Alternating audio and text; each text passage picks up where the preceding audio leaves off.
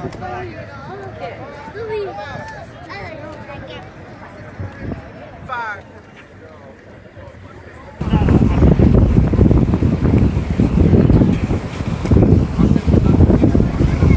আজকে কেন আসছেন এই ওয়ার্কিং ডেতে, কি চাচ্ছেন বাংলাদেশের কাছে? আমি আসলে আসছি সাউথ আফ্রিকা এন্ড আমাদের দেশ বাংলাদেশের খেলা দেখতে। আমি আশা করতেছি তারা উইন করবে এবং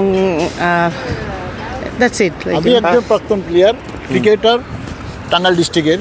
আমি আশাবাদী বাংলাদেশ ভালো খেলবে এবার, কারণ নাকি যে এটা আমাদের আশা।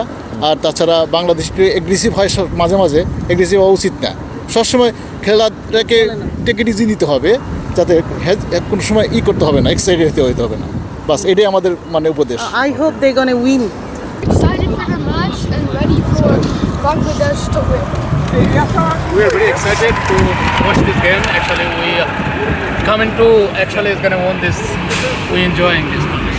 Okay. কারো স্পেসিফিক কোনো প্লেয়ার নিয়ে আপনার আছে? I have my favorite player Shomo Sarkar. So Shomo Sarkar.